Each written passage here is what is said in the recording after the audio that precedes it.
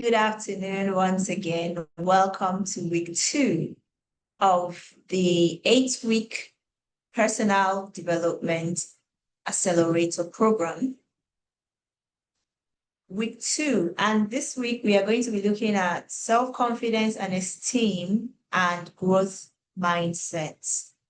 These are still part of the inner foundation and mastery skills. Inner foundation and mastery skills. We know that growth begins from within and then it manifests on the outside. Growth begins from inside and it manifests from on the outside. In any kind of growth, even if you're a farmer, you plant, the growth is always within, and then people will now see it. It's not what we see on the outside that is the foundation of whatever it is. The foundation is always internal, invisible. And these skills that we're learning, these first few skills that we started, they are the inner foundation and mastery skills. Yes, last week we talked about self-awareness. Started with self-awareness, and what was the second one? Please, can somebody mention on the comment section the second one that we talked about? Self-awareness. Let's see if we remember. Personal value system and belief. Personal values and beliefs. Yes. And now we are starting with the self-confidence and esteem. And afterwards, we will go on to growth mindsets.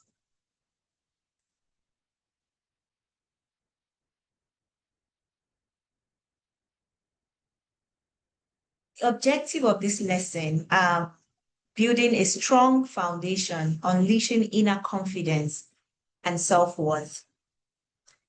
Remember, this program is for coaches, mentors, parents, teachers of young people.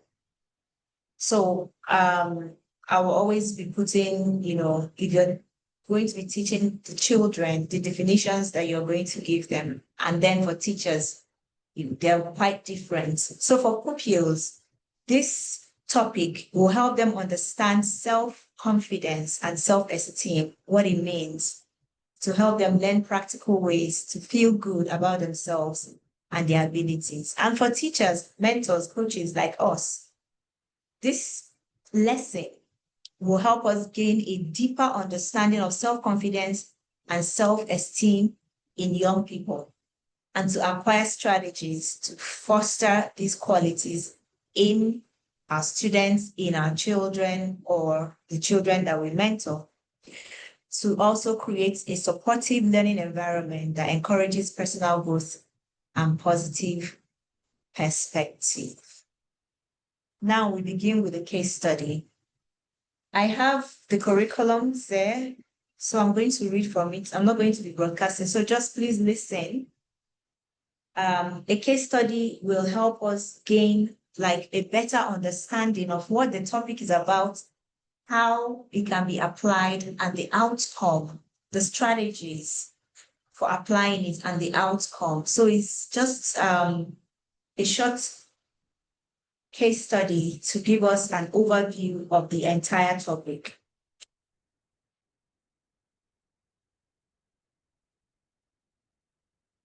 So the topic is Blessing's journey, building her inner strength. So Blessing was a bright and creative 14-year-old. She loved dancing and writing stories. However, she struggled with self-confidence. Whenever she showed her dance routines to her classmates, she would immediately think they probably think it's terrible. If she didn't get a perfect score on a test, she would tell herself, I'm just not smart enough.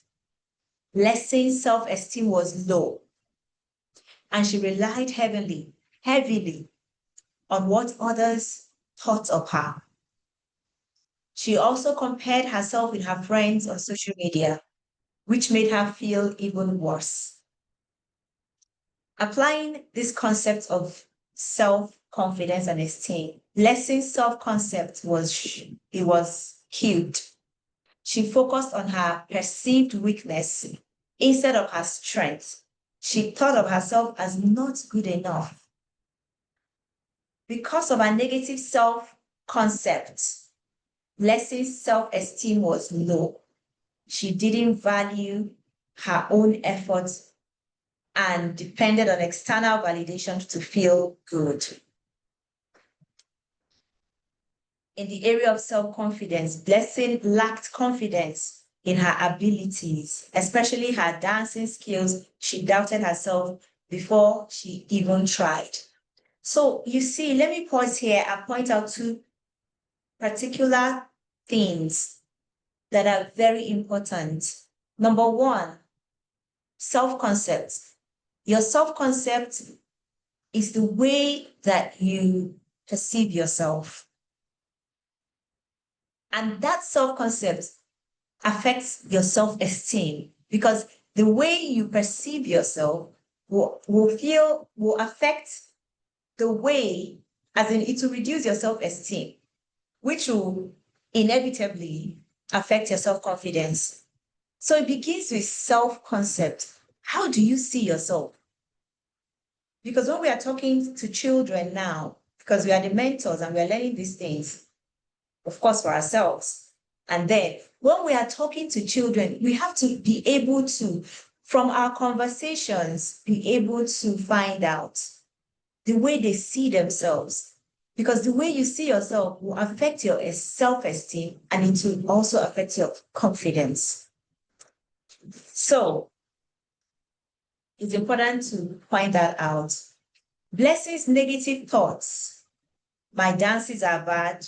I'm not smart, led to feelings of insecurities and sadness. This made her hesitate to share her dance routines and study for tests.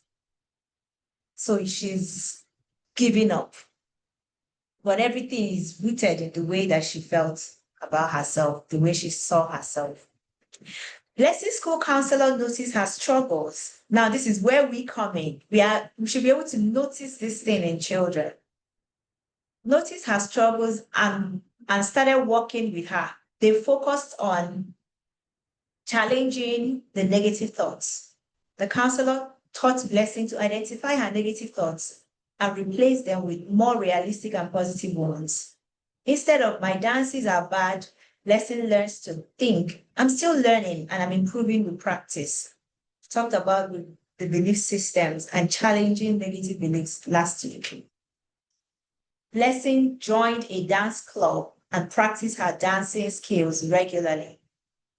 She also started studying in smaller chunks and asking for help when needed. By building her competence, she gained genuine confidence.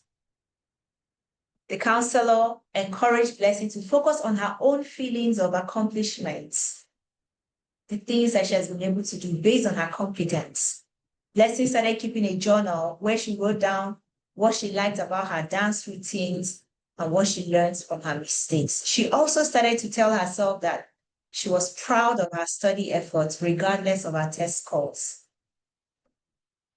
Blessing made a list of her strengths and positive qualities. She realized she was creative, she was kind, she was hardworking. She started to see herself as a person with valuable skills and qualities. Now, see the outcome. Do you see the strategies that the teacher, introduced to Blessing? Number one, they had to challenge the negative thought pattern that I can't do it. And then she enrolled in a dance class. That skill that you have, like get into a group where you can hone that skill because nobody comes out with refined skills.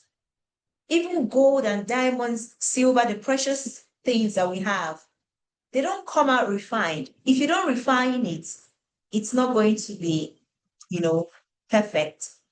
And then she started journaling, making a list of her strengths, her weaknesses, understanding these things, challenging those, negative thought patterns.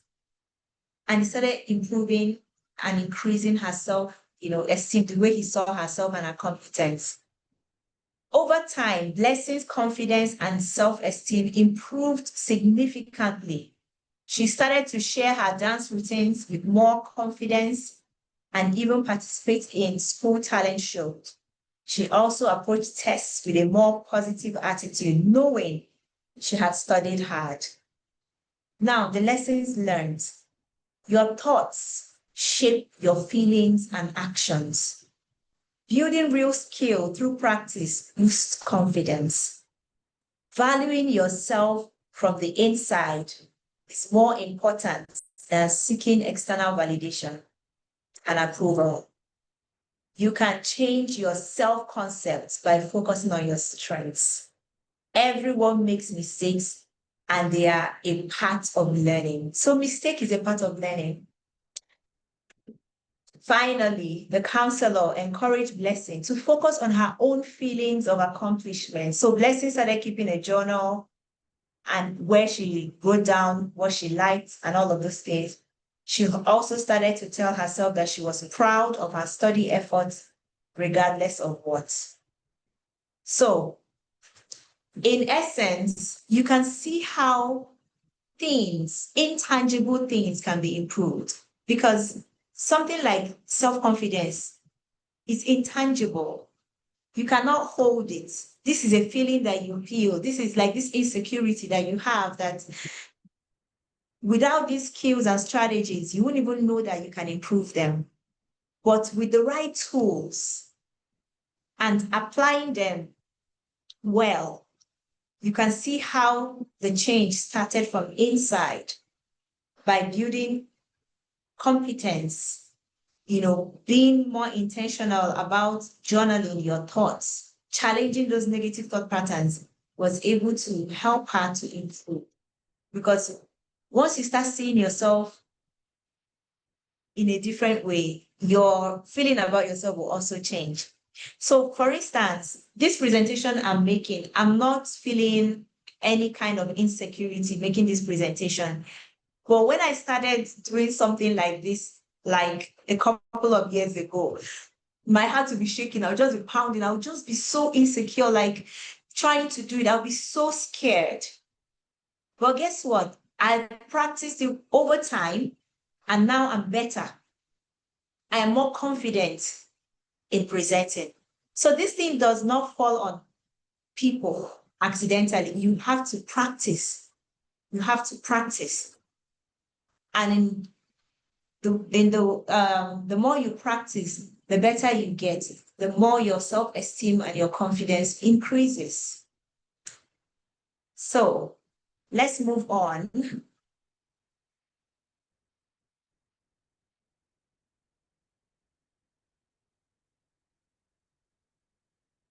Finding, how to take this out. Defining self-confidence. Of course, we've already defined it in, in the introduction, but it's really believing in you, internal beliefs in one's ability. It's the inner voice that says, I can do this. Confidence is knowing your strengths. There's a difference between confidence and arrogance. Confidence is knowing your strengths. Arrogance is thinking that you're better than other people. Confidence is quiet and strong. Arrogance is loud and insecure. There are some people that will come out just like this, then they will not be talking down on people. It's not confidence, it's arrogance. See, you can know the difference between confidence and arrogance is in the tone of voice and in the body language. Tone of voice and body language and the words, actually. Tone of voice, body language, and the words. Of course, when you meet an arrogant person, you can tell by the way they act, that's body language, by the their tone of voice, and their choice of words. That is not confidence. Confidence is quiet. Confidence is strong. Confidence is what's the word? Is beautiful. Like it brings joy and not doubt or any kind of negative emotion. Confidence grows when you are good at something, that's competence, and when you believe that you are good at something, that's perceived competence. Sometimes we are better than we think. See, if somebody comes to me now and says, we're looking for a coach that will make a presentation on one area of personal development, and they approach me for that. Of course, I can confidently say, I can do it. Apart from the fact that I'm competent in this area, I also see myself as competent in that area. So my confidence will always shine, unlike in areas that I'm not competent in, or I don't see myself, very, very competent in. I won't have that confidence to be able to, take on that the task. Now, the second part is understanding self-esteem.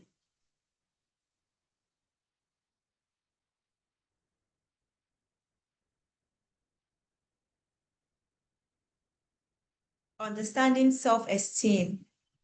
This is about how much you like, respect, and appreciate yourself as a person. Please just ask yourself, do you like yourself? Like, that's a question that you need to ask. Do you like yourself? I remember many years ago when I was working in a preschool, and, I was talking to one of the teachers. I can't remember what we were saying, but I remember my response. I'm like, oh my God, yes. I really like myself and I like these children. And, that's what I said something and I said, that's why I like myself. So this person turned to me and said, you shouldn't be saying things like that. How can you say that? I'm like, I actually do like myself. I don't know about you, but I don't want to be anybody else. I do like myself. And I say it, I like myself. So do you like yourself? Some people don't like themselves. Do you respect yourself? Do you appreciate yourself? Some people don't do that. It's part of self-love and it increases your self-esteem. So it's about how you like yourself, respect yourself, and appreciate yourself. There is healthy and unhealthy self-esteem. The healthy self-esteem is feeling good about yourself even when you make mistakes, knowing that you are worthy of love and respect. Unhealthy self-esteem is constantly seeking approval from others, feeling worthless, being overly critical of yourself. No matter how nicely you dress, when somebody says, oh, you look really nice, you want to say something, but it's just, I don't like this. Like, do you have to criticize yourself? Can you not just take that compliment and be happy? So it shows your level of self-esteem shows in these little things. Are you always relying on other people to, give you that approval before you can be able to do something? Validation before you can be able to do something. So the impact of internal and external validation. So feeling good about yourself from within, that is internal validation. You don't need somebody on the outside to validate you before you do something that you believe that you're supposed to do. You don't need people to be patting you on the back. You can do it, you can do it, you can, before you can finally get up to go and do it. You can do it. Once you know you can from the inside, you get up and do it. Knowing that your ideas are also very valid. A lot of dreams have been killed even before they even came to life because of people seeking external validation. Imagine you have a dream, an idea that comes to you. Instead of you to get up and, go and do that thing, you want to get approval and validation from many people. And in the course of that, because it's not their dream, because it's not their idea, because they do not understand it, they can discourage you. They can totally discourage you and that's useless. Don't even venture into it. That's why we have to be very, very careful, the people that we share our dreams with, because it is your dream, not theirs. So even if they don't support you, you can still go ahead and do it. So external validation, needing others to tell you that you're good enough. Healthy self-esteem, it comes from the inside, not the outside. Now let's revisit this self-concept again because it's important. Who do you see when you look inside? What do you see? There are different components of self-concept.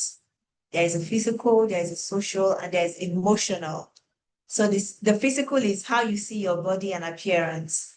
The social is how you see yourself in relations to others. Example, your friends or your team players or your classmates, co-workers. Emotional is how you understand and experience your own feelings. Your self-concept is the blueprint. If you see yourself positively, your self-esteem and confidence will likely be stronger. We've talked about it. It's more like the foundational. Before you build a house, you have a blueprint. The plan of the house is a blueprint, the floor plan, that's what they call it. And the engineer looks at the floor plan to be able to build the actual plan. Your self-concept is the blueprint because how you see yourself there in that plan is going to affect the building itself because it's the plan that the engineer is going to execute. So to build a healthier self-esteem and confidence, you have to revisit the self-concept, how you see yourself. I'm sure that you're understanding this. Identifying and analyzing current self-perception. What words would you use to describe yourself? Are you mostly positive or negative when it comes to yourself? Do you know some people are more kind to others than they are to themselves? I am so beautiful. I love myself. Like, this is not just an affirmation. I actually love myself. Like, I love my gifts. I love my talents. I love my strengths. I love my weaknesses. I love the things I've been able to achieve. I love the way I do things. I love my mistakes. I love me even when I make mistakes. I love the way I come back from mistakes. When the world knocks me down, I love my resilience. Like, I do love myself. Do you love yourself? How do you see yourself? Now, let's continue. These are the things that we need to teach our children, the young people in our lives.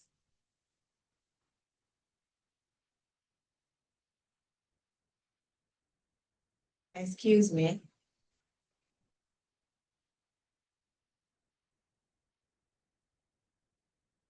Thoughts, feelings, behavior, and connection. You know, I have a daughter, my second daughter. She has a very tiny voice. I don't know where she got that voice from. She's so tiny.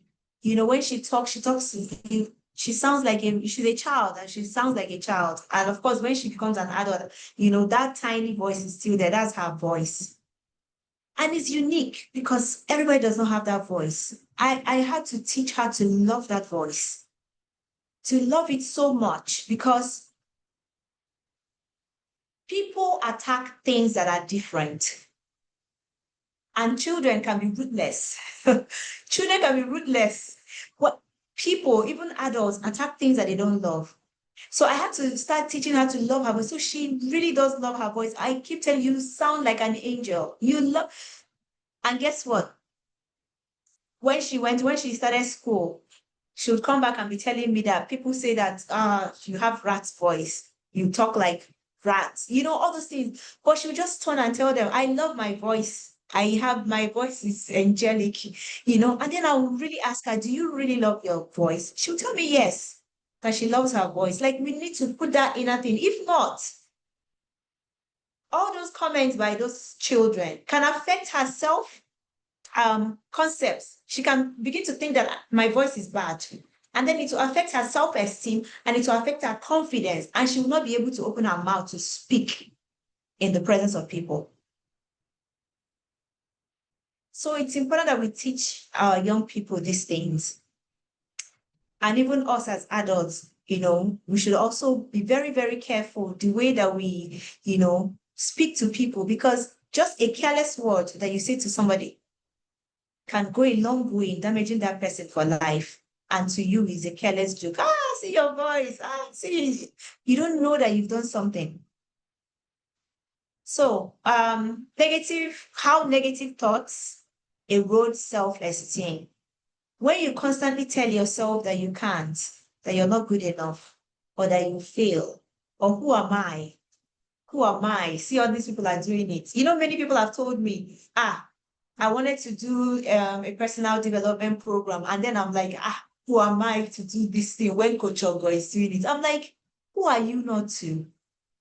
Who are you not to? Who is Coach Ogo compared to you? Who are you not to? It's important that we speak the right words to ourselves, because when we speak the right words, it affects our self-esteem. But when we speak the wrong words, it damages our self-esteem. Recently, there's someone I'm coaching recently, and there's an area that she wants to really go into. And I'm encouraging her, you can actually be big in it. She's like, hey, she doesn't want to do this. So there's this person, she called the name of one lady that is really doing something in that field and said, what will people say that I'm trying to compete? I'm like, what kind of thinking is this? There are people that are called to you that you can reach, that even that person can never reach them. There are people called to her. They answer to her when they hear her voice. But then there are people that are called to you, not to this person. And no matter the English this person is speaking or the value they are giving, these people that are called to you will never hear it until you rise up. So we have to be able to think those good thoughts about ourselves, say it, so that we can have the confidence to pursue those things. When you feel sad and anxious, it's hard to act confidently. When you feel happy and secure, you are more likely to have positive actions. It is amazing how our emotions do affect, our actions and everything that we do. So it's important that we are always in that, high energy level so that we can be able to execute effectively. Now we have, we talked about this last week, but we're going to touch on it, identifying and leveraging your strengths. There are different techniques you can use. We talked about it last week. What do you enjoy doing? I don't know how many of us were able to, partake of these exercises. One of the things that I told myself when I started reading and learning and sharing, I said, I'm never going to share a book that I've never read before. I'm not going to tell people to do the things that I've not done. I'm not going to tell people to be setting goals, create vision board, telling them the importance of goal setting and vision board when I don't have any. That is not, what is that? I think that's what they call hypocrisy. So don't go out telling young people, let's do this assessment. What do you enjoy to do? What do others say that you're good at? What comes easily to you when you have not done it? That means you're trying to give what you don't have. So take out some time and do this for yourself. If you haven't, I'm assuming that you've all done it. Use your strengths. When you do things that you're good at, you feel more capable and confident. I talked about it during my own time of when I was going through my personal awareness, phase. I did a course on self-awareness, self-mastery, self-awareness and mastery. And I finally discovered that, oh, wow, my voice is a gift. People enjoy listening to my voice. People commend me. Even last week, I was speaking to somebody. I was like, oh my God, please, where are you from? I said, I'm in Lagos. Did you just come back from where did the person? I said, yeah, I'm in Lagos. I didn't go anywhere. She said, you sound like people from, East Africa. Your voice is so. That was where I realized that I actually have a nice voice and it's my strength. And I decided to use it more. And the smile, I decided to use it more. And that's why I'm here today, because of that decision that I made based on this discovery. And I decided to leverage on my strength. If people like the voice, people like the smile, then I'm going to show my face out there. And that's why you're seeing me now. You see how you can be intentional, how discovering your gifts or your strengths can help you become more intentional and more impactful. So use your strength. Stop struggling with the area of your weakness. Yes, touch on it. Try to improve it, but don't dwell on it. Leverage on your strengths. Challenging limiting beliefs.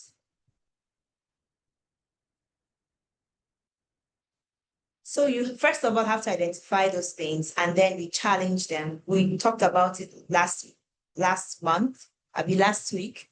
So we're not going to go back into it again. There is a positive self-talk and affirmation. I don't know how many of you have affirmations that you actually say every day. I do. And I also encourage my children. There's something this affirmation does to you. Of course, when you start saying it, you don't believe it, but you're training your mind to actually believe it. Because once you believe it, it begins to manifest in different things that you do. You tell yourself, I'm capable, I'm strong, I can do all things. I can learn anything I set my mind to. I can teach if I teach you something, I'm sure this is not the first time you're hearing it. If I teach you something, you must understand it. Yes.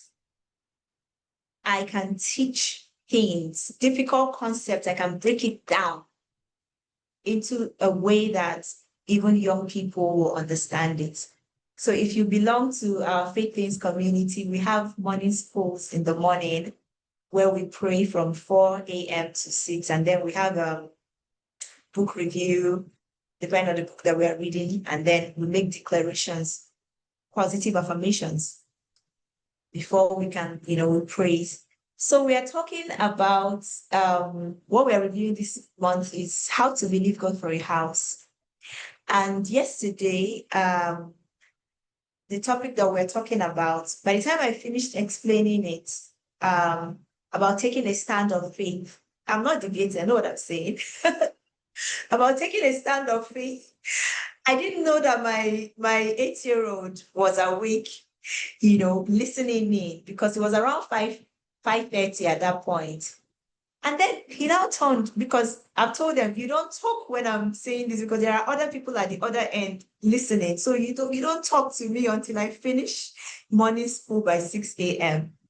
But then he couldn't just hold it, he just said that, Mommy, that topic is so interesting, because he actually understood it by the way that we broke it down. So, Mommy, that topic is very interesting. And I was happy. I was okay, that's good. That's a good comment. So you're free to say it. So I can teach. That's what I'm trying to say in essence. So you have to, make those declarations and affirmations of those things that you know that you have potential to do. It helps to boost your confidence. Self-compassion and self-acceptance. We talked about it last week again. And I love the way that all these topics are, there is this repetition in most of them. So if you don't get it in the first class, by the time we are done, you'll be able to get it. A lot of people do not have compassion on themselves. They actually show more compassion and acceptance to others than they show themselves. When you make mistakes, how do you deal with it? Some people, they'll just go on condemning themselves. They can easily forgive other people, but they cannot forgive themselves for their mistakes. Can you just let go of that mistake? Forgive yourself and move on. I do that all the time. No matter how I feel I messed up, I'm telling you, I'll just tell myself, I forgive you. And once I forgive you, and if I need to apologize to other people, I'll apologize, forgive myself, I'll drop that thing and move on. I'm not even going to touch it with my thoughts. So, how do you show compassion? Because the way you show compassion, and accept yourself will also affect your self-esteem and confidence. Let's say you messed up. You stole and they caught you and they embarrassed you. Can you actually forgive yourself and move on from that? That thing can mark people for life. They will never forgive themselves. They will never show compassion on themselves. And that thing will make them, they can't come out in public. They can't relate freely. Some people have even gone ahead of, gone to the extent of committing suicide because of things like that. I remember a story of a young girl that was caught at Yaba Market. That's so many years ago. It's more than 10 years now. She was caught at Yaba Market. They say she stole. And they removed her clothes. I don't know who does that. What kind of human beings do that? Somebody stole. And now you're stripping the person and parading the person in the market. Like, whose sin is bigger now? The person that stole and you that is killing the person that stole? I don't understand. Sorry, I'm ranting a bit. So they paraded this lady naked. It was even on news. I think I saw it on a newspaper. Very young lady. And the next thing, I think a week later, we heard that this lady committed suicide. She just couldn't deal with it. But do you know that that experience is not the end of the world? Do you know that you can actually forgive yourself? I did wrong, I stole. Yes. You might need to change the environment if there is any need for that. But you can actually forgive yourself and move on from that and become something really good. And now even use that experience to make an impact in the lives of other people. So, self-acceptance and compassion. Learning to maintain self-esteem in the face of challenges. This is where resilience comes out. Being able to bounce back, stay strong when things get tough. Life will always have ups and downs. How we respond to challenges, it makes a big difference to our self-esteem. The classic example, I just gave it. But then there are strategies that you can apply. Reflect on your past successes. We are entering the last, phase of the year.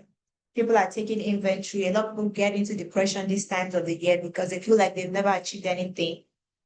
Reflect on your past successes. There's no way you've not achieved any significant thing up till today. In fact, for the fact that you're able to sleep and wake up and feed yourself to be alive today is enough achievement. That means the future is bright. So remember times that you overcame difficulties, seek support, talk to people. That's why I love coaching. I love therapy. These things are not very, very common in this part of, but therapy can help you, can share your heart just by hearing yourself say those things out. It has a way of healing you other than bottling it up. Because if you open your mouth and you're sharing, you're allowing light to enter. And you can even begin to see things in a different perspective. So talk to people, seek support, focus on effort, not just on outcome. Celebrate trying your best, even if the result isn't perfect. If the year ends today, I'm telling you, I'm not going to call this year a failure. I know that there are so many things that I've not been able to achieve in my goal, but it's not the outcome that counts, but the effort that I've been putting towards that thing.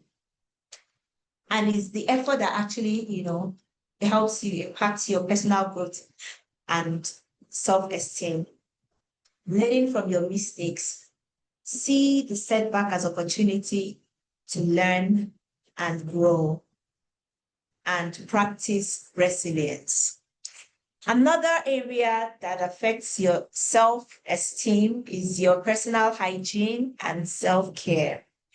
Just look good. Looking good and feeling good has a way of, and smelling good. Let me add that, smelling good. It has a way of affecting your self-esteem. The link between taking care of yourself physically and the raise of your self-worth. When you look after your body, it sends a message to your brain, I am worth taking care of. Feeling clean, fresh, and healthy can make you feel more confident and ready to face the day. It's a form of self-respect.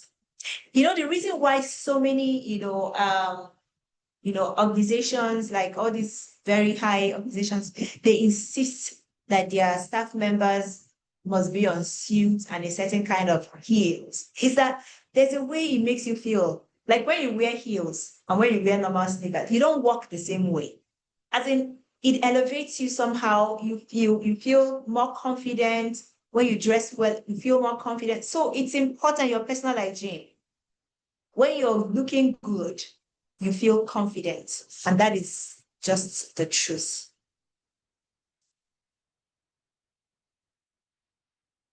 That is just the truth. Now, there are personal routines that promote good mental health, which affects our self-esteem and confidence as well.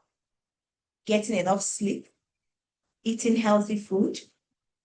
Somebody is wondering, how does eating enough, sleeping well, spending time doing the things you love affect your self-esteem and confidence? It does, because these routines create a sense of control and stability, which boosts your self-esteem. It creates a sense of control and stability. If you don't have these things in your life, there's a level of stability that you have that you don't even know that you have. But having these routines, setting them in place, it controls and it gives you a sense of stability. So, recap and key takeaways. Self-confidence is believing in your abilities. So you need to identify those abilities and begin to work on them. Self-esteem is knowing your worth. Your thoughts, your feelings, your actions are all connected. They are all connected. Focus on strength, not just on a weakness. Challenge negative thoughts and use positive self-talk. Be kind and be kind and accepting of yourself. Show yourself some love. Show yourself some self-love. Let me say something. My sister will always tell me, if there is a need, like there's something that we need to do and it requires money, like I don't hesitate, like maybe it's for my children or for maybe other people if I have the resources, or for PDAC Foundation. Once I have the money, I do not hesitate to give. But then I might just want to buy a dress for myself, like just buy a dress and then maybe I'll leave it. And my sister will always tell me, why is it that when it comes to other things, it's so easy for you to give, but then when it's your own, you, why can you not use that same liberal, generosity? Why can't you show yourself the same generosity and give to yourself? So these days, when I think of doing something for myself and that thought, I'll say, I have to show myself some self-love. I have to love myself too, because I love others. I give, so I can give myself too. You can treat yourself to a spa. Go and get a massage. Pay for it and enjoy it. Take yourself out. Go and take ice cream. Don't go with the children. Just show yourself some love. It has a way of helping you feel good about yourself. We all have the power to grow our confidence and self-esteem. And it begins from within. So I hope that this lesson has been impactful. Do we have contributions, questions? Yes? Takeaways? Before we go into the part two, please, what resonated with you while this lesson was going on? Can you unmute and share what resonated with you?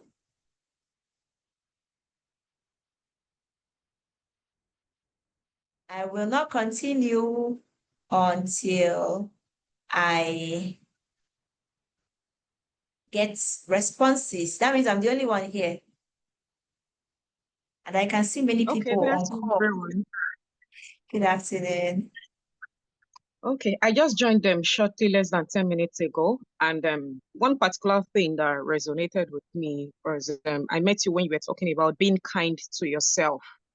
I think we just need to extend grace to ourselves. We are so quick to be kind to others.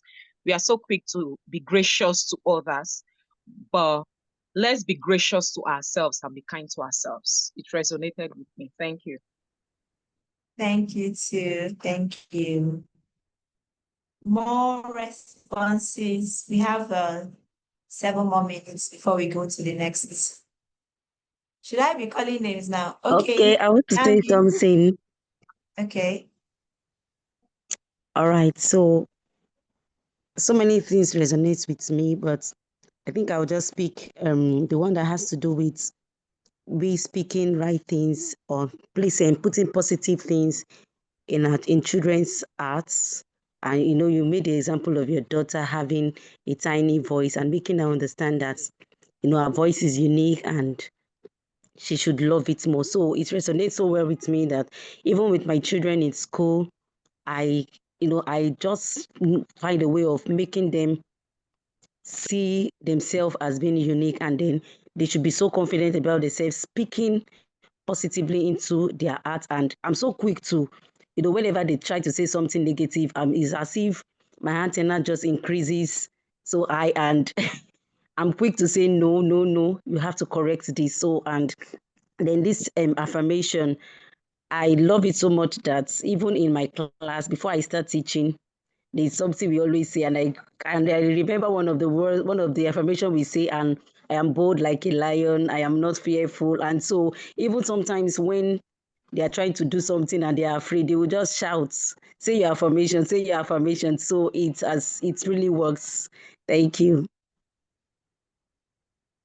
Thank you so much. Thank you. Dami, I can see your hand. Yeah, thank you. So what I want to say, I'll just start from where she stopped. Where you were talking about trying to affirm, like you don't know how well your words could ought. So I know for me, sometimes my daughter, she's like 6 and we still call her a baby, so we'll be like, oh, baby D. She'll say, no, I'm not a baby. So that way I'm now thinking like, calling her a baby might still make her feel, oh, she's a baby, I don't want to do something. Sometimes she'll say, I can wash the plate. I'll say, no, you're still young, you can't. I'm still trying to, like, I'm still using that baby eyes to look at her and all that. So I think so with what you said, it's something that I might need to stop, like saying, oh, you're a baby, and just give her the free will to do whatever it is she wants to do, so that she can have that confidence that yes, truly she can do it, and she's got the support. And another thing that stood out for me is when you said, oh, that once you know you can do something right from inside of you, then go for it. You don't need the external validation to say, oh, you can do it, you can do it, you can do it. Just go for it. As long as you yourself confirm that this is something I can do, then go for it. So those are the two I'm just gonna list. Thank you. Thank you so much. Thank you. Sharon, over to you. All right, good afternoon, ma'am. And thank you Good for afternoon. value filled Fine with you, ma. Okay, so what really stood out for me was when you said, when we're impacting young ones, we're always quick to tell them things to do, things to read, and sometimes we're not doing it ourselves. So I picked that today.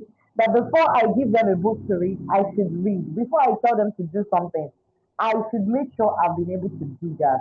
So yes, that actually stood out for me. But I don't know if I could ask a question. You talked about seeking support and seeking help. Sometimes it's not the individual not wanting to seek support or speaking out, but sometimes you don't know the right people to speak to, you don't know the right places to seek help. And sometimes when you're not mentally healthy or stable, it affects every other aspect of your life. So I don't know. Are there designated places? Where are some ways that we could seek support? Thank you, ma'am.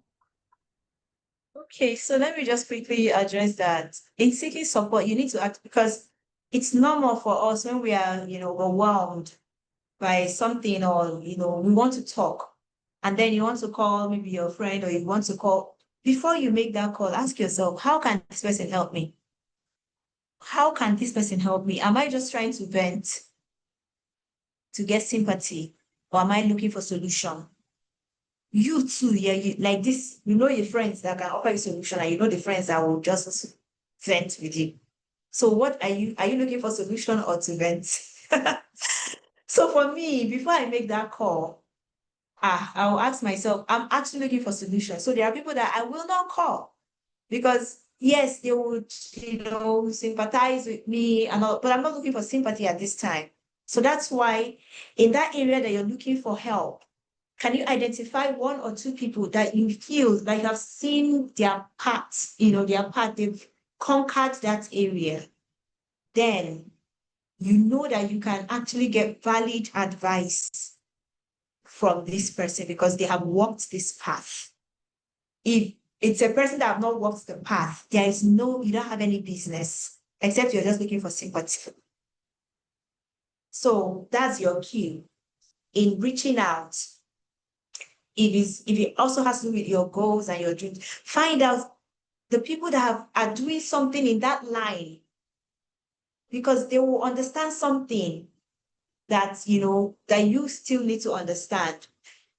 Not just going to successful people, because if they are successful in another way, if you bring your idea, there is a tendency, they are not sensitive, there's a tendency for them to discourage you, to let you think that what you're about to do is not good, but their own is the best. So you have to really be sensitive. And that's why coaching is good, because if you go to any money that you pay to a certified coach is not money wasted, because a coach is not there to give you advice. All the answer you need is already inside you. The coach will just elicit those answers by the questions they ask you. You self will answer your question by yourself and you'll be happy. So that's why coaching, going for coaching, investment in coaching, like money that you pay coaches it's not wasted money at all. I think they're the best to give you the best, because they will actually help you bring out the answer from inside. Okay, so we'll take Nene and one more. I think I saw Victor, then we'll go to the next class. Nene?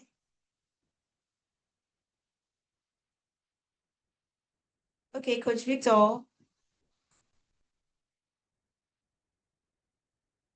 I thought you raised your hand, Coach Victor. Okay.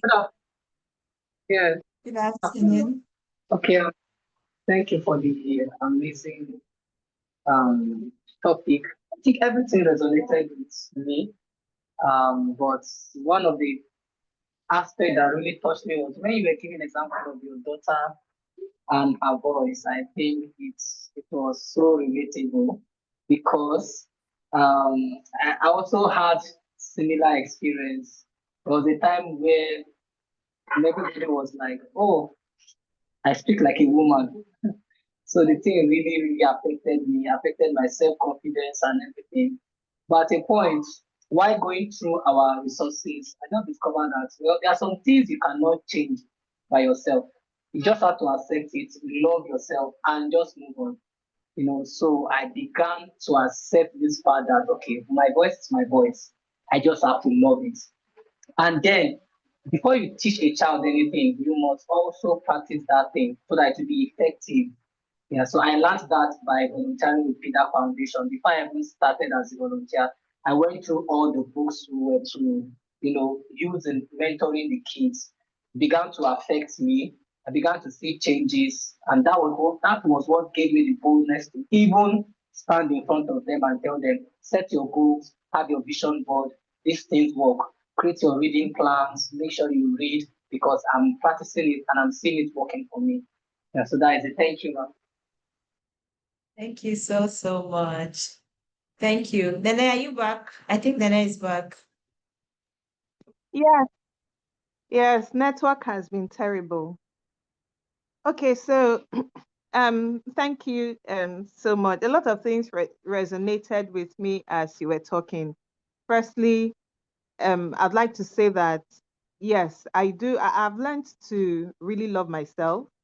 I work with someone who he has terrible mouth. As in, when I say terrible mouth, this guy insults people, he talks down on people. It bothered me a lot. And there was a time I had to, when it first started, like a few years ago, 2 or 3 years ago, one time I was talking with Ogo in the morning. She just called me one Saturday morning like that, and we're talking. And I mentioned it. I felt so bad. And she told me, see, the problem is not you. The problem is him. Because he will only give you what he has. And I ran with it. But it still wasn't easy. When someone in all my years of working, I've never had anybody call me stupid, call me useless. All the bosses that I've worked with, they commended me. I'll do something. They say, oh, this is a good job. And even if I make a mistake, they will correct me. Or they'll tell me, I see your effort. I see what you wanted to do. But okay, this is the way you did it. That was why you had this result. But this man is not like that. This man will make sure he tears you down. And it really bothered me. So I had to also talk to my husband about it. My husband is a counselor, by the way. So I talked to my husband, and the way counselors behave, they'll not just come out and say, oh, that man is very stupid. That man is this. No, he was a counselor. He talked me through the process and made me realize that you are not what this man says you are. And we all came to the same conclusion of what, Gochiku said, that the problem is him actually and not me. So I've learned to love myself. And whenever he starts, and he wants to actually see the fact that his words affect you. So he wants to see you cry. He wants to see you broken. But whenever he starts, sometimes I'll just be smiling at him. And in my mind, I'm like, this man has problem. Oh. And in my mind, I'll be saying, God, I think maybe you need to actually help this man. He has problem. And he's saying that his words no longer affect me. I don't know if that is going to make him stop. Only God knows if that is going to make him stop. And then another thing I've come to realize, because Ogochiku said, okay, so what is it that you're good at? I'm good at teaching. I like to talk, actually. And a lot of my friends know this. I like talking. I like talking to people. I like teaching. I break down things. I take my time. And so this is something I like to do. I teach in church. So it's not something that is very difficult for me. And it's something I actually love doing. And you need to love things about yourself. That also resonated with me. Last week, I was talking to one of the children in church, one of the teenagers. And he was telling us that in school he's being bullied. He's in school of nursing. And I was wondering, how can somebody in university, they're bullying you like this? It was in my mind. I didn't say it out. I was just wondering. So, he was talking, the way we went to school is different from the way their own school is. I realized that day. They have this group where everybody's on the group. And then he said they'll just do anonymous with you. Somebody will just come up and start saying horrible things about you. They say that he doesn't know the category he falls in. I had to talk him through it. And I also wanted to talk to my husband to schedule a session with him, to talk to him, if he can just, help him, talk to him, for him to realize that he's actually not the problem. And in the course of discussion, the boy just turned. He said, okay, so you know how Auntie Nanette talks? Auntie Nanette talks like a baby. Ah, I was like, me? I don't talk like a baby. Oh. He said, Auntie Nana, your voice is singing like a baby. I was like, ha, okay, I shall like my voice like that. And everybody just started laughing. So these are the things we get to I love myself, that no matter what anybody tells me, I tell the person, yes, leave it like that. I like it like that. Yes, I love myself. And yes, Coach Ogo, you also talked about talking to a therapist. It is true. I experienced it a few days ago. I realized that I was losing interest in a lot of things. The things that I usually found joy in were not just interesting me anymore. I just didn't know how I was feeling out of sorts. I just couldn't place my hand on the problem. And I walked up to my husband. I told him, see, I don't know how I'm feeling. And that is why it's good for you to have a counselor around you. And so I just spoke to him like, see the way I'm feeling. No, I really don't know. And he just dropped everything he was doing. As I was talking, he was writing down. And I was wondering, what's this man even writing himself? I'm telling you how I'm feeling, and I'm writing something. And by the time he finished, he now said, okay, fine. Because I told him, see, I don't even know if I'm becoming depressed, though, because this thing, they look like signs of depression. He now said, depression doesn't just fall on you like that, it is triggered. So he took us the steps, and Ogochuku, you wrote it down. I saw the steps there. He said it comes with a thought. From the thought, it moves to feelings, to actions, and then to consequences. So it's a thought that triggered it. Your thought gave rise to the feeling, and then the feeling gave rise to the action, and then the consequence of you feeling this way. So by the time we traced back my steps, we now found out what was actually bothering me, and he talked me through it. By the time we finished that talk, I felt so refreshed, like as if something was poured out of me and another thing was poured in me. I stopped worrying. So thank you. A lot of the things you said today has actually resonated with me. So thank you very much. Amazing. Thank you. I like the fact that we always, we all find so practical. It's something that we can always apply. Like the concepts that we teach here is not like rocket science, like something that we can apply immediately. The comment here on the chat box says, another is dressing. Okay, I think nurturers. Okay, when we talk about self-forgiveness, I have been held, I have held myself for so many things, but hearing you speaking with self-forgiveness is liberating. I'm telling you, this self-forgiveness, I'm telling you, it can hold a lot of people back. Like, not forgiving yourself because of your mistakes, no matter how big that mistake is. I'm telling you. And that's why some people don't like me. Some people do not like me because I can forgive myself so fast and move on. And they, the observers there, they are waiting. See what she did. How can she still come out and be smiling? How dare you smile? How dare you continue to live and show yourself? After this thing that you have done, you should be hiding. I'm forgiving myself. I've moved on. Forgive yourself and move on. If people want to talk, let them talk. It's their mouth. If they want to think anything about them, about you, let them think. It's their mind. They want to, anything they want to do is not on you. And you cannot change the way people think about you or feel about you. But you can change the way you think and feel about yourself and act up, on your own self. So that is so important. I'm telling you, it's so important. And I teach my children, these things bother children. Oh, they said I'm a fool. They said this person called me this. Like, I keep telling them, why is it bothering you? It's their mouths. Let them talk. It's their mind. Let them think. It's not affecting you in any way. Just keep living your life and being your beautiful self. Thank you so much for this engagement. We are 10 minutes into our second um, um, topic, but we are going to go through and finish on time because this is not as much. So I will share my screen. Part 2, we are looking at growth mindsets. Growth mindsets. I'm sure we can all see the screen right now. Growth mindsets. The objective of this lesson, unlocking potential, embracing a growth mindset. Number one, to understand what a mindset is and the distinction between fixed and growth mindset. To recognize the profound impact of beliefs on learning and personal development, to develop strategies to embrace challenges, valuing effort and building resilience, to effectively utilize feedback and learning from mistakes for continuous improvement, to cultivate growth-oriented language, set meaningful goals, and establish positive habits. To apply the principles of growth mindset across all aspects of your life, academic, social, personal, career, and so on. This, sounds like a mouthful, but it's not. These are practical things that we've already been talking about here.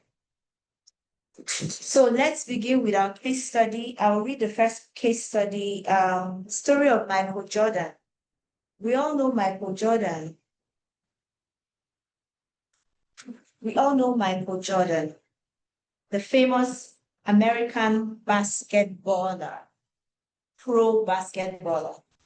Michael Jordan is one of the greatest basketball players of all time.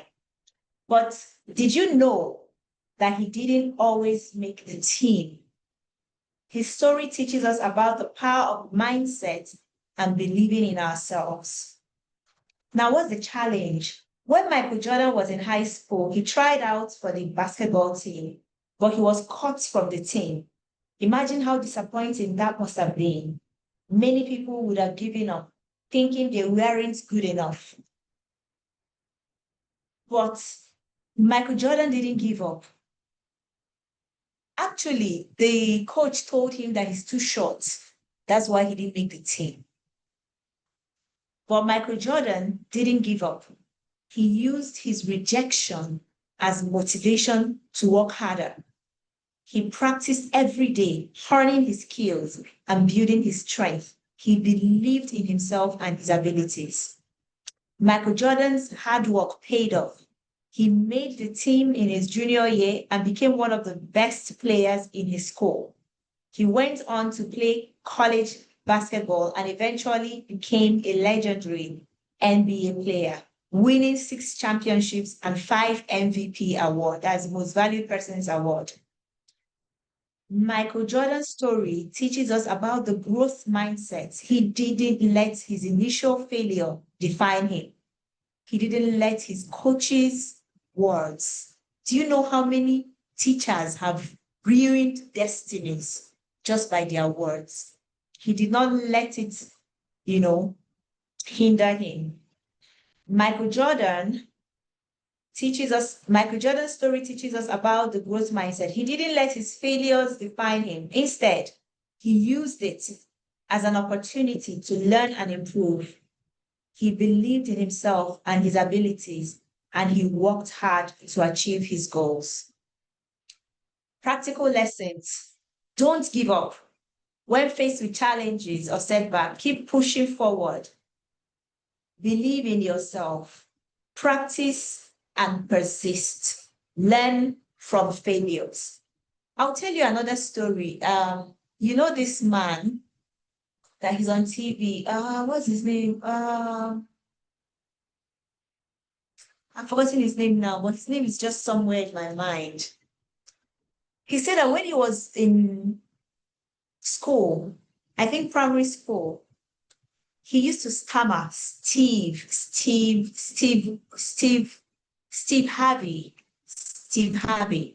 He used to stammer. And the class teacher gave them a project, assignment. What do you want to be when you grow up? To write it on paper and present in the class. And he always needs to be on TV. And he wrote it that he wants to be on TV. Every other person came and made their presentation. And then when it was his turn, he came and said he wants to be on TV. And the teacher said, how dare you? Have you ever seen anybody like you? Because he's Black. Have you ever seen anybody like you on TV? You can never be on TV. See the way you stammer. Just destroyed this, as he just wanted to shatter this boy's dream. And he cried and cried. He went home, he cried. I think it was his dad or something that saw him crying. I said, don't listen to that teacher. Don't listen to the teacher. So he resurrected his dream again. We should all have people like that can help us through when people have knocked us down with their words. And today he's on TV. He's doing so well. He's very successful. One of the richest comedians or TV presenters in America. And guess what? He said that every year he used to send big screen TV to that elementary school teacher so that she will have TV year after year to be able to watch him on TV, because sometimes people will come to you, children can come and tell you something, and you use your mind that is not renewed to discourage them because of, the things that have limited you. One of the things that we need to learn as coaches or parents is do not allow your limitation to be a limitation to your own children. There are some things that you didn't do or you didn't see yourself doing. Your child will come up and say, I want to do this thing. You just react based on your own trauma and your own limitation.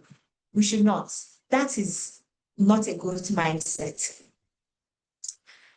Understanding your mindset. What is mindset? Your brain's operation system. That's your mindset, the way it functions,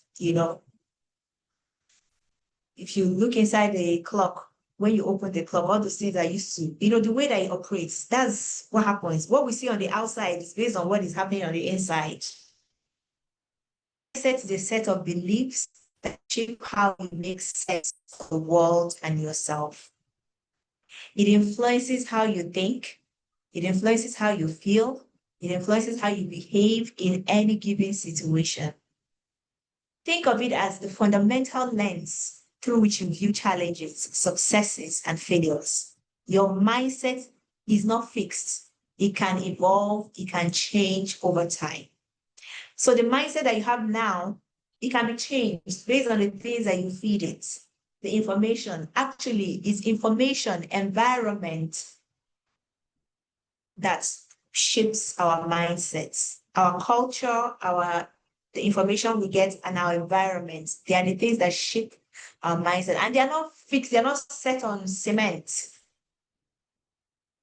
It can change with higher knowledge, higher exposure. Your mindset can change, but in all, your mindset is the set of beliefs that shape how you make sense of the world around you. We have already shared the objectives, haven't we?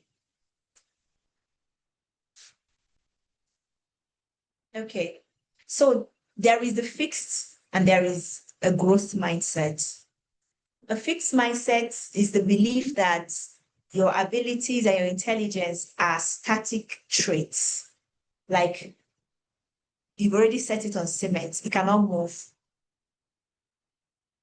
These kind of static mindsets, they avoid challenges to prevent looking unintelligent.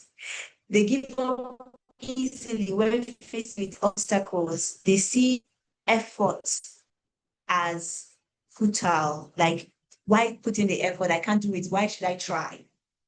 They feel threatened by the success of others. Why? Why do they feel threatened? Because they feel that this person is going to overtake them and they don't have the ability to actually grow and continue to excel. So that's why they feel threatened by other people. With a growth mindset, you don't need to be threatened by anyone because you know that whatever it is that you have has the potential to grow or be bigger. But with a fixed mindset, you think that this is all you have and you want to hold it. And if someone else is rising above you, you're jealous or threatened. So the opposite of fixed mindset is a growth mindset. Growth mindset is the belief that your abilities, your intelligence can be developed through dedication and hard work. A growth mindset embraces challenges as opportunities to grow. It persists in the face of setback. No matter what knocks it down, they find a way to rise. Growth mindset sees effort as the path to mastery. So effort is important.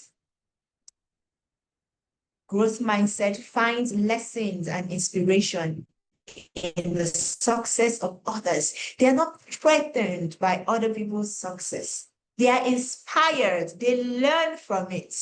They are not threatened. That is a growth mindset. A growth mindset is also like an abundance mindset. They believe that there is so much more where this came from. A growth mindset is actually like, it makes you generous because you know that there is so much more. I'll just give an example. I remember when I wrote my first book, Dear Child, 24 Things I Wish I had known and understood early in life. That was my first book that I wrote. When I finished writing that book, I thought that I've written all the wisdom I have in this world. I'm like, I couldn't even think of any other thing to write. Like I've written everything I know to write in this my lifetime. And then I wanted to offer this book. I want to sell it. People were not really, imagine when I started writing, people were not really paying attention and said, let me just give this because the information is so good. These are things I wish I had known, growing up. And my parents didn't teach me, not because they didn't love me, but they didn't know it. Or even if they didn't know these things, they didn't have the right words to communicate it. So I ended up not knowing it, but now I know it. I want to pass it on to the next generation, to my children. I actually wrote that book for my children. So I started giving that book for free. It's still a free book till today. Can always download it. It's an amazing 24 things I wish I had known and understood early in life. And just by when I started giving, people were like, why would you give away your book for free? And I don't know where this response came from, but now I know it came from the abundance of my heart. What I got is there is so much more where that one came from. I couldn't think of anything. I thought I'd written all the knowledge in the world. And it was long. It was as if something just unlocked. When you're playing games of levels, we pass one level, the second one will unlock, and it's always, fascinating. It's not the same. It was as if something just unlocked.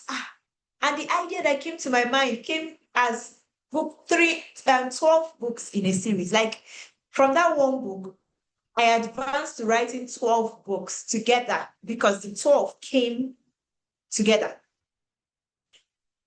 And when I finished writing that, I thought, oh my God, I've also done another amazing, amazing thing.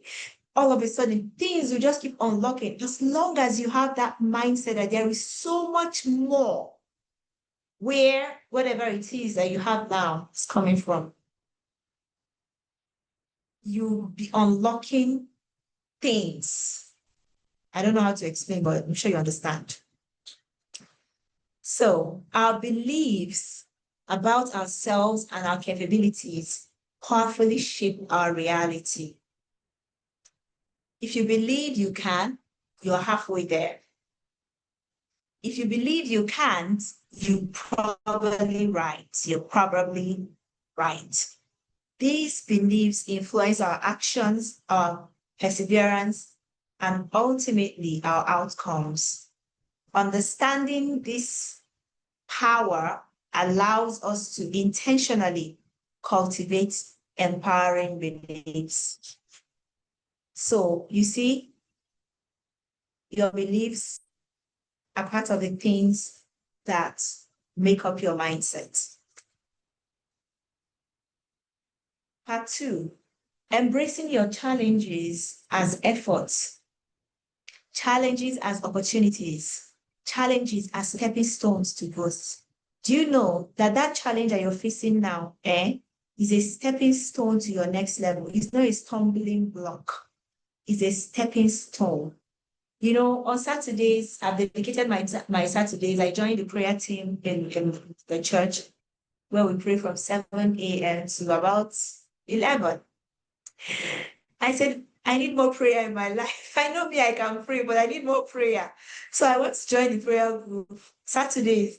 So Saturdays, once I leave the house, I'll go for the prayer. I'll pray, and then I'll come to the center from there for this class. And then after this class, I'll go home. When I was praying today,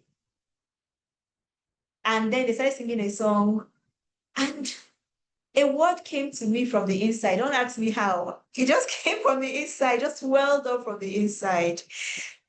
This challenge that you're facing is going to lead to your salvation and to the salvation of many. So in other words, it is a stepping stone.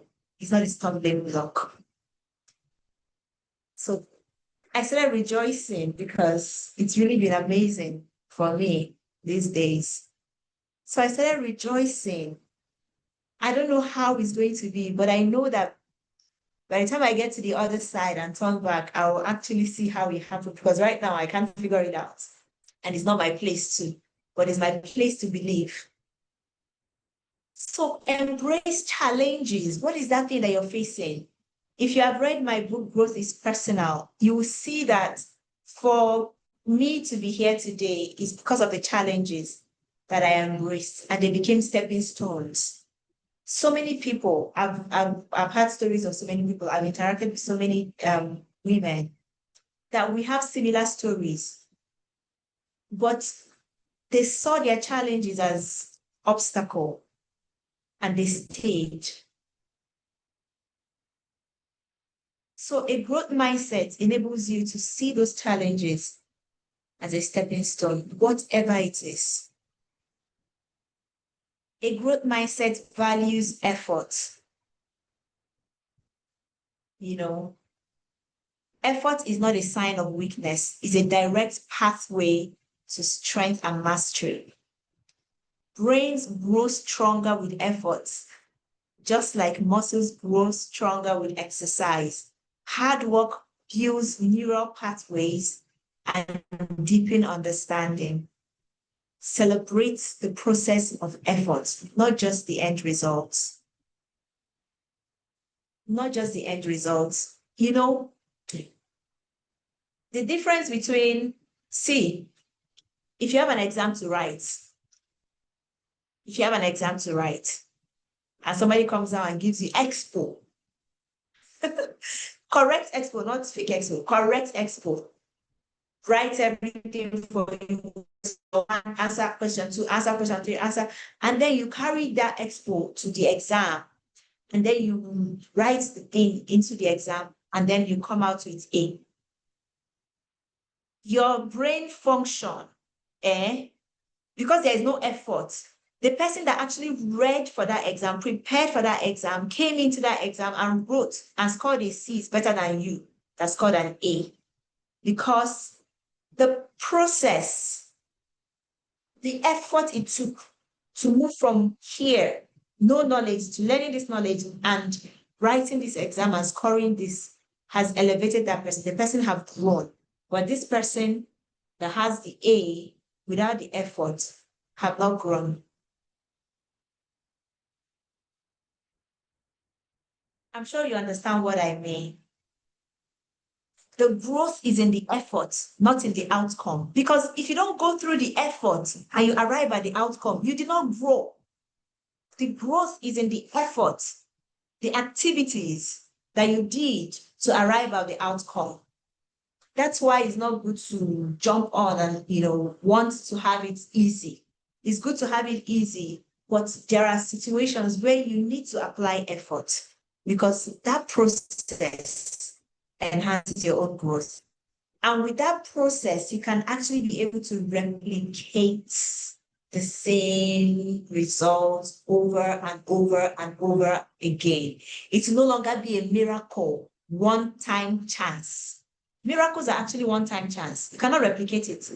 But with growth, you can be able to replicate. So developing resilience, bouncing back stronger.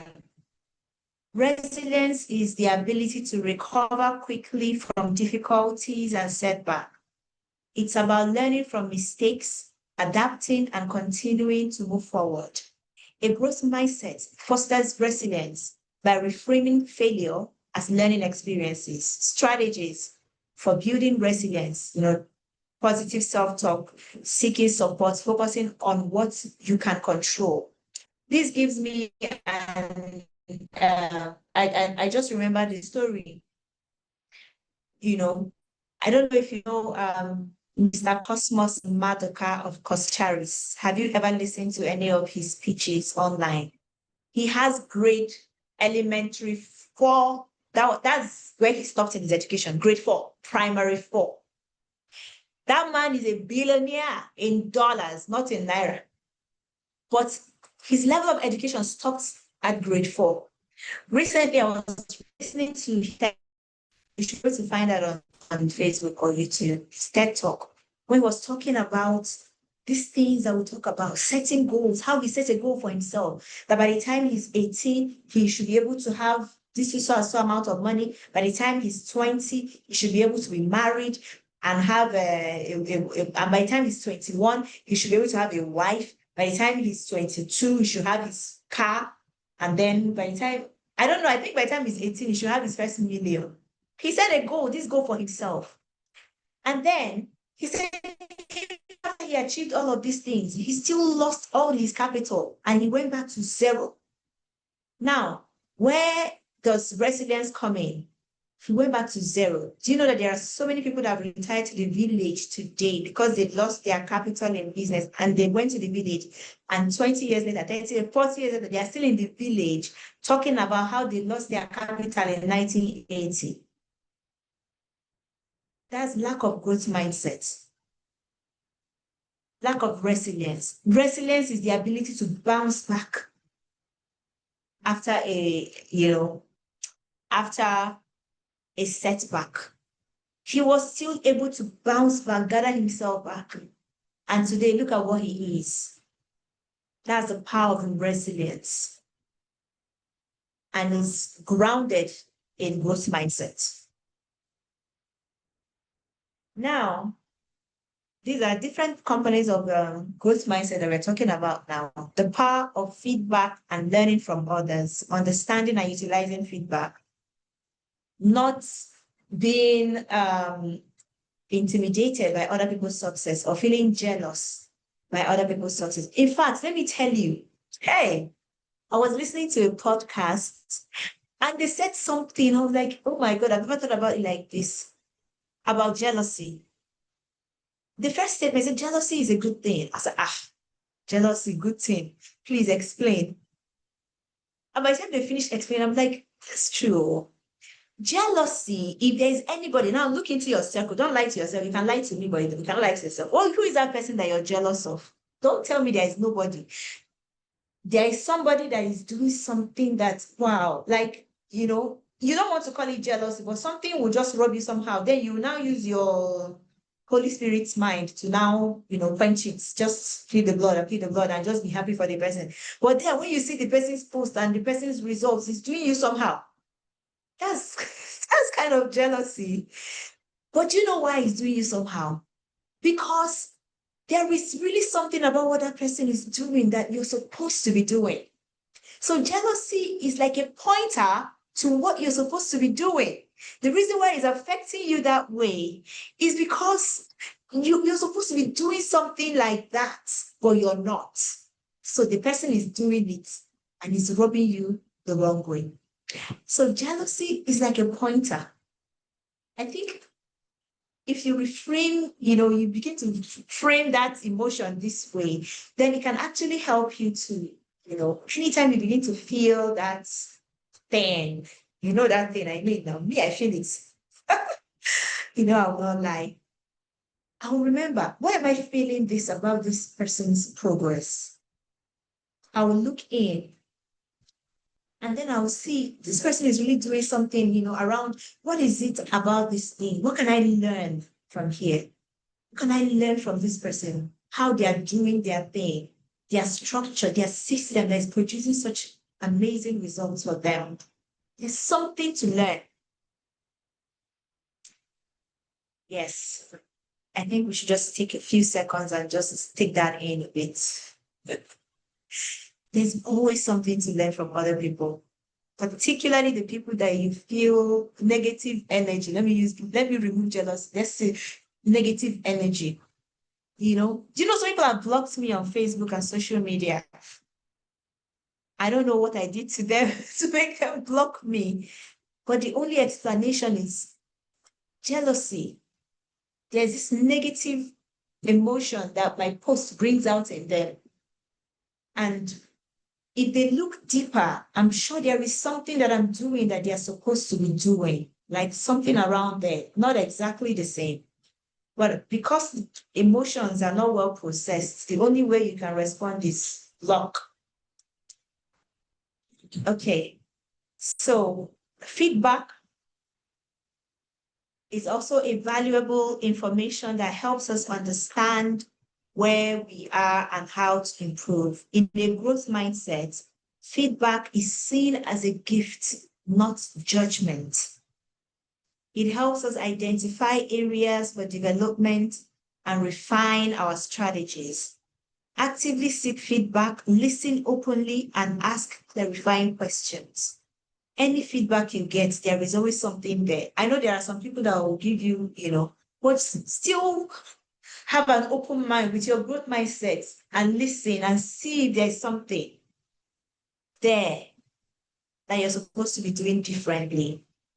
So feedback is very vital. Learning from mistakes. Everyone makes mistakes. It's a natural part of the learning process. It's so important that we make mistakes, because if we do not make mistakes, how can we even learn from that experience? Mistakes are not failures. I don't know how they taught us that mistakes are failures. Then when you now make mistakes, you now condemn yours. Mistakes are not failures.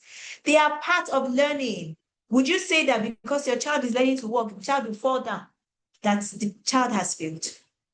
You see the child will get up again and keep walking. As the child is falling and rising, they are perfecting it until they become strong enough to just keep walking.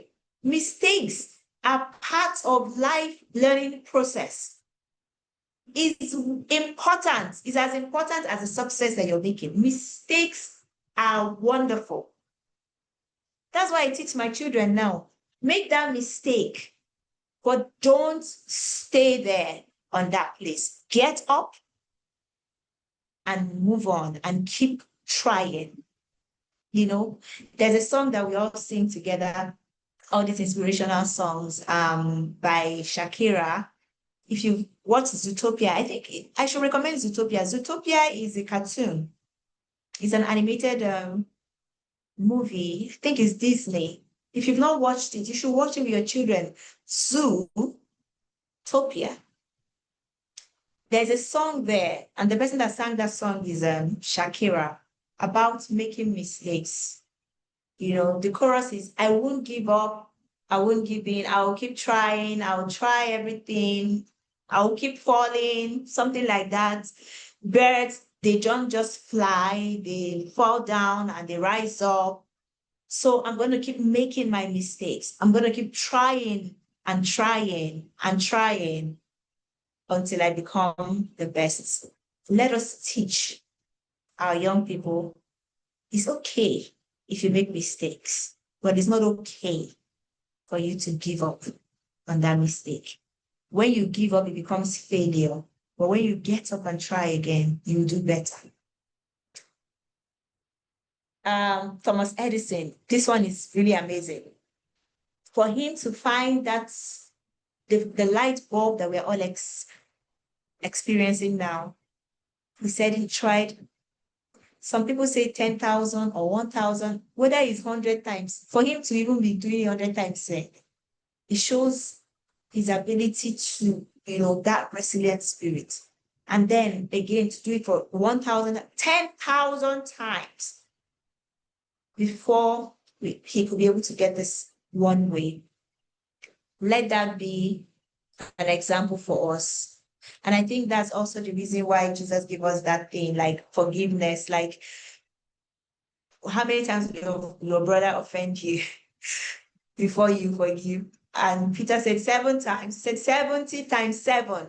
Maybe that's the number of times you need to make mistakes before we can finally give up. 70 times 7 times. Have you failed 70 times 7 times? Then keep trying. Keep trying. Cultivating a growth mindset, your oriented language and actions. There is a language of growth. There is a language of growth, and we have to be intentional about learning those language. The fixed language will say, I can't, I'm not good enough. This is hard. It's not for me. It's not for everybody. I will not come and kill myself. That's a fixed mindset. I'm not going to come and kill myself. A growth mindset, I'll try my best. I'll learn how. This is challenging, but I can improve. So encourage the phrases like yet, and I always do that to a lot of people when I have, I'm talking with them. Can you do this? No, I can't do this, or I don't have this, or I don't do this. When they now pause, that's where their full stop is. I will now add yet. Then they're like, oh, yes, yet. At least yet tells you that, yes, there is still hope. Yet tells you, yet is a hopeful word. There's still hope. So encourage using that, yet. Setting growth goals. We are gradually coming to the end.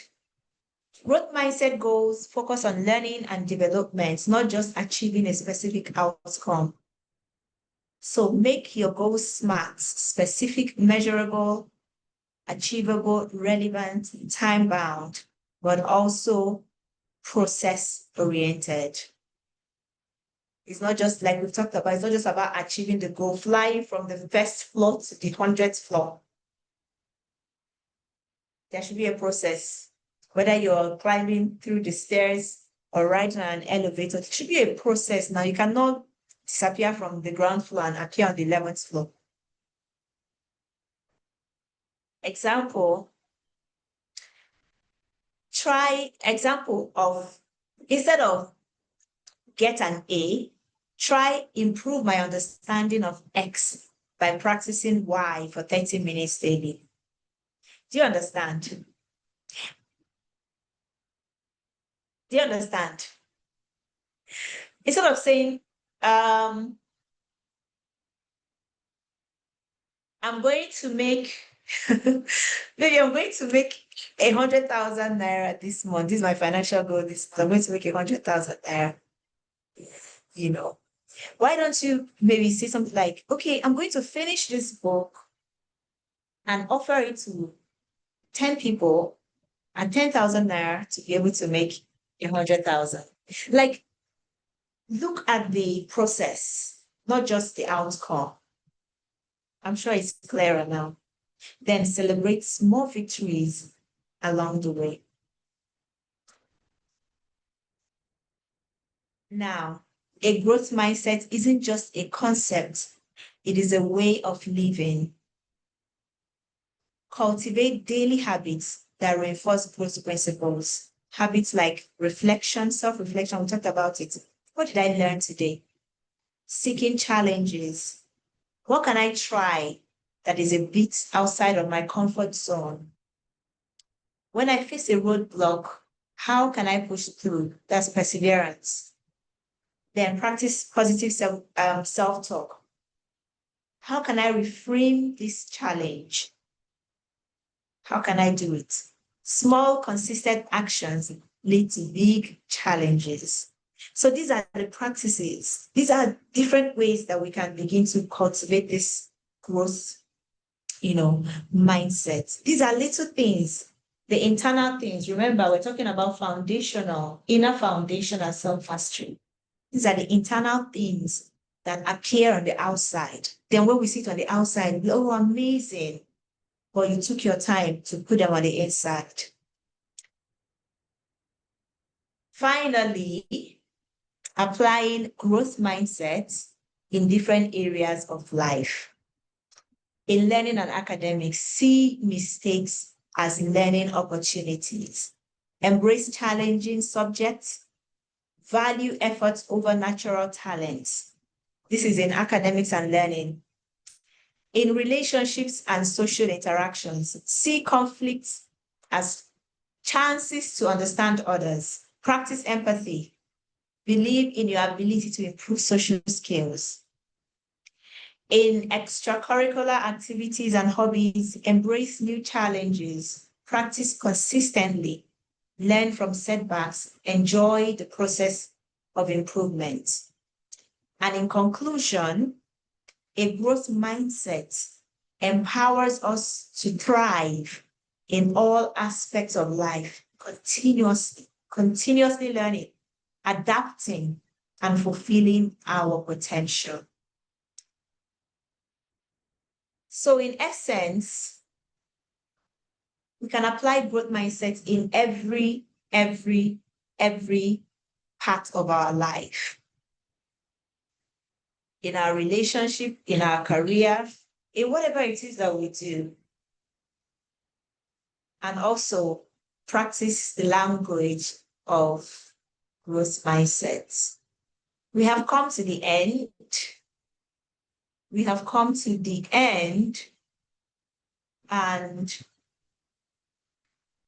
it's time for feedback. What resonated with you?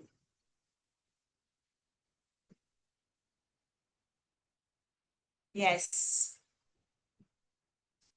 Please, what resonated with you? This particular thing, or how have you been applying this growth mindset? How have you been applying this growth mindset? Oh, the positivity of jealousy. Yes, it was really a breakthrough knowledge for me when I heard it. Please, we have a few minutes to discuss. Please, unmute yourself and share what resonated with you. Look at the progress, not just the outcome. That's it. That's good. That's true. Progress, not just outcome. Okay, sorry, can I say something? Yes, please. Okay, firstly, when you talked about jealousy not being a bad thing, you had mentioned it, I've heard it before, and it helps point me in a direction. There are sometimes when I see people doing something, it doesn't affect me in any way. I feel very indifferent.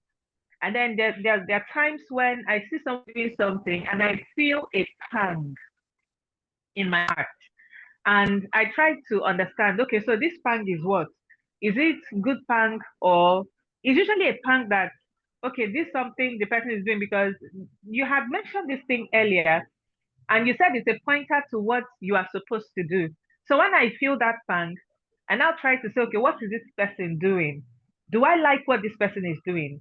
And if I don't like it in the entirety, like maybe I can't come out and be jumping and saying this, I'll now say, okay, what aspects of what this person is doing can I do? So it may not be that I'm supposed to do what that person is doing, but there's an aspect or there's something that points to it. I'll give you an example. There was a time that Ogo, you released a book, and I felt a pang. But when I spoke to myself, I wasn't jealous that I wasn't upset that you released a book.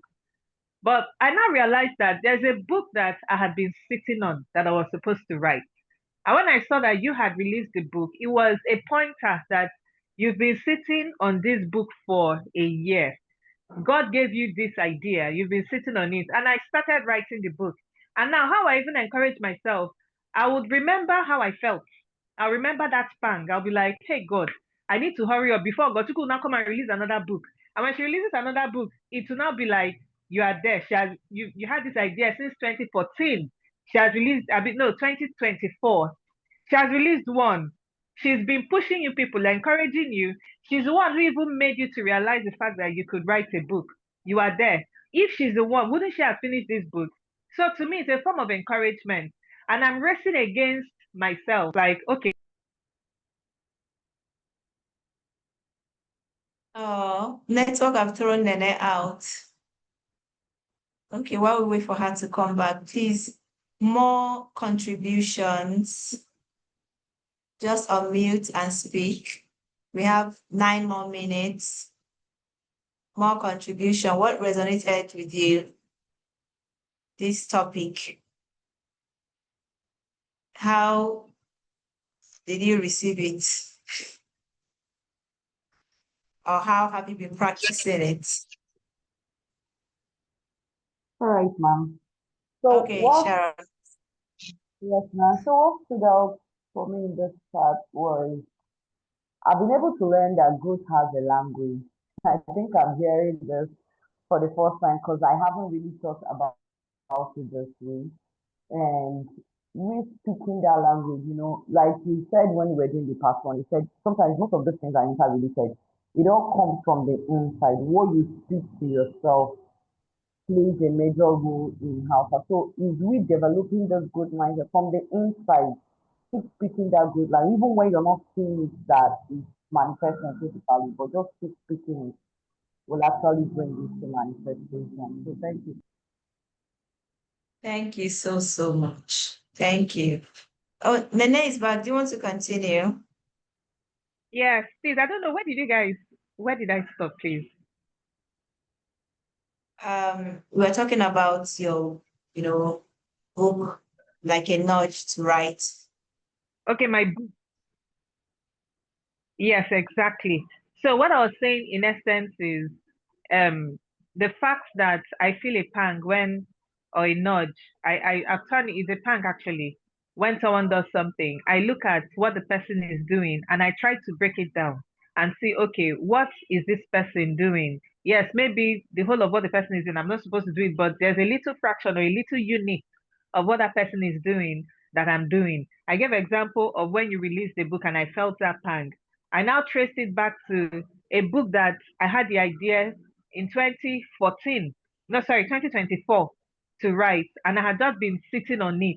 And as soon as I started writing that book, that pang just left. And I realized that it was my spirit who was giving me a nudge that you need to start writing this book. And I had started writing it. So I don't feel that way anymore. So sometimes when you feel jealous about something or a pang, because when you look at it, sometimes it's not actually jealousy, it's like a warning bell in your mind that somebody is doing something, your spirit is resonating and warning you about something. Ideas have wings. And if you don't do anything about it, that idea will leave you and go to someone else. And that is really when the jealousy will set in. So Sure. to me, I've turned it's a form of notification, motivation, and Out again. Yes, yes, yes. But we get everything. It's really a form of motivation. And that's why, self-awareness is so amazing because the self-awareness will actually enable you to step back and reflect. Why am I feeling this energy towards this post that this person made or towards what this person is doing? Why am I feeling this energy? Then you can now process it. And in the process, you make discoveries. So jealousy is good. Okay, so is there any, we have 5 more minutes. I want to hear one more person, please. One more person before we call it a day. Your thoughts, the things that stood out for you, or how you're already applying the lessons that we've learned. Should I call somebody's name? One more person, just unmute.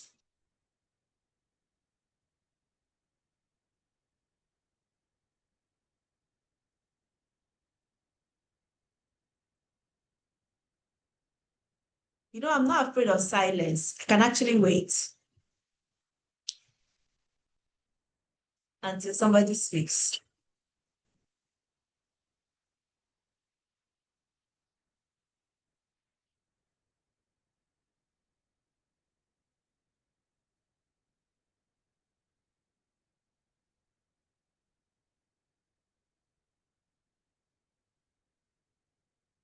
Good afternoon. Good afternoon. That we grow through effort. You know, sometimes in our places of work or when we want to aspire for something bigger, for example, like a course, and maybe you have paid for it, or maybe you're about to pay, or you want to take that step, and just the thought of it and the everything that it entails can be scary sometimes, honestly. But by the time you are into it, you start feeling better. So truly, effort really helps when you put in that effort. But before you know it, you are at the other side of that thing that at the beginning was very scary. You were afraid of it. Especially when I remember when I was about to take a particular course in special education. It was the thought of it. How am I going to live here and go from Lekki to Yaba? How am I going to cope? A lot of things. But before I know what was happening, I was halfway through. And looking back, I'm grateful to God for that grace to help me, you understand? And that's what life is sometimes. You just the thought of something, especially when you have not tried it before, it can be very, very difficult, and you are you want to even almost want to give up. But when you just take that one step, before you know it, you're at the other side. And the joy that it comes with, nothing could have replaced it. So that's what effort does. Thank you so, so much. And that is actually the thing about growth. You would never know what you can achieve except you try it. You never know.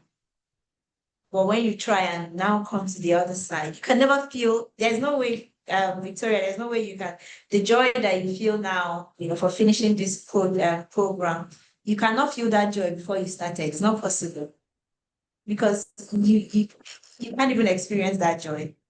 But the effort, has expanded you. If there's another opportunity now to learn now, it's now easier because you have been exercising this muscle of reading until now. So telling you to do another course now is not a problem at all. There's no fear. Yes, very true. See? So thank you all. We have finally come to the end of today's, it's been amazing. Week 2 is already off. We have 6 more weeks to go, and I'm enjoying this class. It's giving me an opportunity to learn and grow again. And I'm happy that we are doing it together. Thank you, everyone. Thank you, Damilola. I see you. Thank you, and have an amazing. Thank you, Coach Ogo. Thank you so much. Thank you, everyone. Thank you. Thank you. Thank I, you. Bye. Yay, I finally see your face, Coach Esther. See, Mrs. Sophie, good to see you. I'm liking this ride, your backdrop. Thank you. See, around the world, these are places that I'm going to visit all around the world. So that's my vision board for my world travel. Jennifer, is this Jenny John? No, it's not Jennifer. All right, I'll be closing the meeting now. Bye.